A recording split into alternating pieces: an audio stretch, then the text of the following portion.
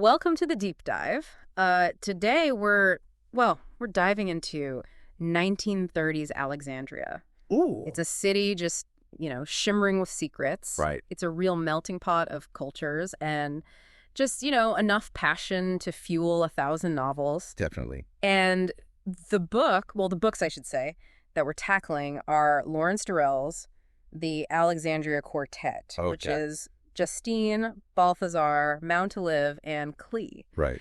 And they're interesting because they take us on, 4 journeys through the same story. Exactly. And I think what makes the quartet so fascinating is how it challenges the idea of a single truth. Okay. The first 3 novels, you've got Justine, you've got Balthazar, and Mountalive, and they're like different lenses on the same events. Huh. Okay. Like Durrell's hitting rewind, asking you to reconsider everything you thought you knew. Wow. With each new perspective. Okay. And then Clee is like fast forward, Right. jumping ahead to reveal how time, experience have shaped these characters. Okay, so let's unpack this a bit. Yeah. Our first stop is Justine. Okay. We meet Darley. He's an Irish writer living in Alexandria. Right. And he falls head over heels for the enigmatic Justine. Yes. She's beautiful. She's trapped in this loveless marriage, and she's surrounded by all these whispers and rumors. Right. I mean, Durrell doesn't just drop us into a story. No. He drops us into this vibrant world. Yes. You can practically smell the spices in the marketplace, feel that desert wind on your skin. It's so evocative. Oh, it really is. And just when you think you're starting to get a feel for Justine, Durrell throws in Moors, Oh, yeah. a novel within the novel. Right. Revealing secrets about Justine's past, adding all these layers to her character. Layers upon layers. Exactly. It makes you question everything. Yeah. And stylistically. Get ready for a wild ride. Okay. Durrell plays with time, he jumps around, and that language, Uh-huh. it's almost like reading poetry. Interesting. So Yeah. just when you think you're getting a handle on Justine Balthazar, the second book comes in and just changes everything. Exactly. Balthazar, he steps forward with his version of events. Yeah. Okay. Offers a very different perspective on Justine especially. Huh. It makes you realize that love, especially the kind Durrell explores, Yeah. is far from simple. Right. It's like he's pulling the rug out from under you. Yes. And then there's Scobie. Oh, Scobie. Such a fascinating character, meets such a tragic end. Right. Durrell really doesn't shy away from exploring the complex, No. Social issues of the time. And Scobie's story, especially his struggles with identity, with societal expectations, I think embodies what Durrell calls modern love, Okay. which is a concept Durrell, leaves open to interpretation. Yeah. But he gives us clues along the way. Okay. Like there's that line in Balthazar, when you pluck a flower, the branch springs back into place. This is not true of the heart's affections. Wow. And I think that really perfectly illustrates how love, unlike a fleeting fancy, can leave a lasting mark. It really makes you think about these characters. It does. Can any of them escape the past? Right, exactly. You've really stepped into Durrell's Alexandria Quartet. And We have. it's like this literary puzzle box. It is, isn't it? 2 books in, and we're already questioning everything. Right. He uses diaries, letters, Yes. that novel within a novel, Moors. Oh, it's fantastic. It's like he's giving us all these shattered pieces of a mirror Okay. and asking us to make sense of the reflections. Yeah, and that's what's so rewarding, don't you think? Oh, for sure. Each piece it adds this whole other layer of complexity. Yeah. Constantly trying to piece together the real story Right. from these different perspectives. And then, And then he changes it up. exactly, he throws another curveball, keeps you on your toes. He does. He always does. It's like he's saying, Yeah. don't get too comfortable with one perspective. Right. But, beyond the puzzle, Yeah. the way he writes, Yes. it's evocative, it's sensual. You mentioned the spices in the marketplace earlier. I did. He captures everything. He does. The heat, the smells, the chaos The vibrancy. of Alexandria. It's intoxicating. I don't know about you. Durrell's prose. Ah, It's completely intoxicating. it really is. He paints these vivid sensory experiences, but it's not just pretty description. No. He's grappling with these huge, Yeah. philosophical ideas, love, identity, Right. the nature of reality. Oh, yeah. He really doesn't shy away from those, No. big questions. You never. And one thing that really struck me, Yeah. especially after finishing Balthazar, Okay. was how he portrays women. Yes. Very interesting. They're not just, Right. love interests, accessories to the men's story. No, very much their own characters. They're complex, they're intelligent, they're flawed. Definitely. And I think that makes them even more interesting. It does. It makes them human. It really does. Justine, especially. Oh, tell me about it. She's an enigma. Yeah. Alluring, manipulative, vulnerable. Yeah. Even after 4 books, you're left wondering, do I really know her? Right. Exactly. And then there's Clee.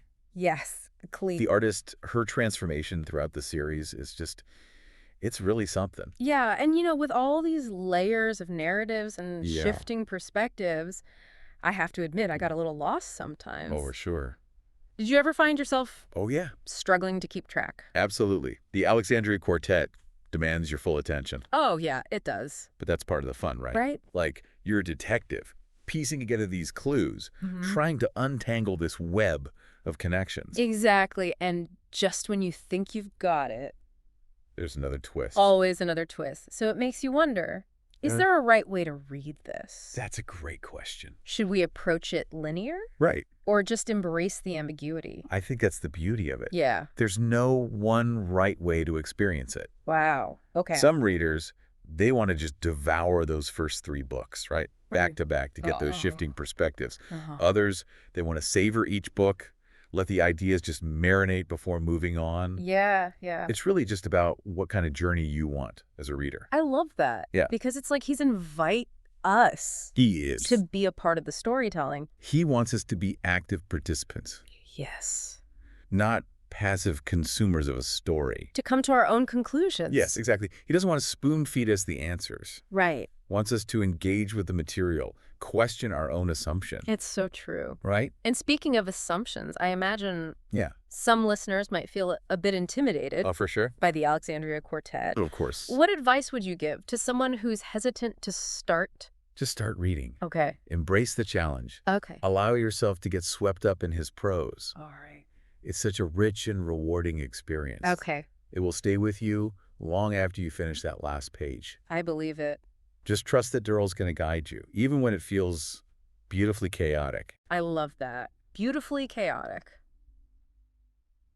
We're back and still unpacking Durrell's Alexandria Quartet. Still unpacking. There's so much there. There really is. And yeah.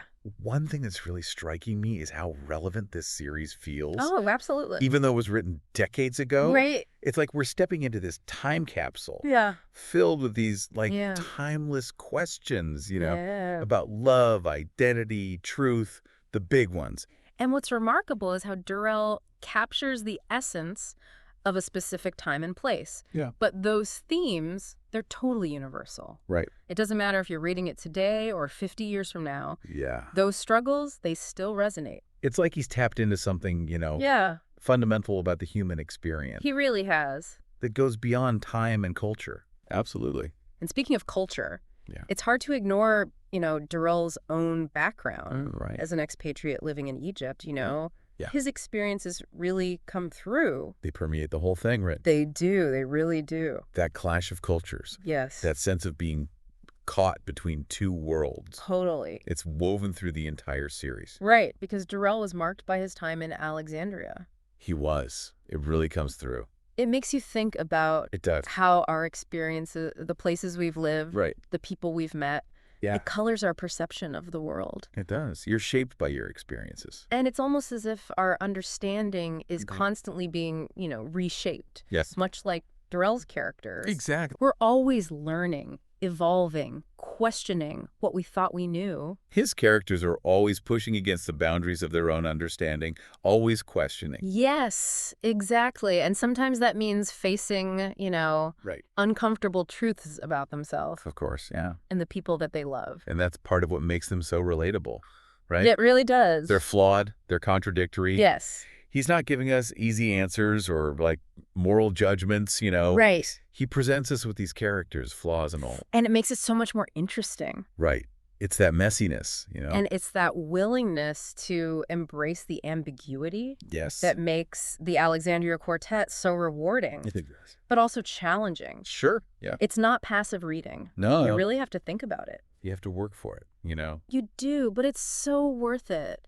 But it stays with you. It does. And I think, well, we've really focused on Yeah. positives for sure, the quartet's strengths. So, of course. But I'm curious, were there any aspects you found challenging? Well, I think, Durrell's prose, Yeah. it can be a little dense, Okay.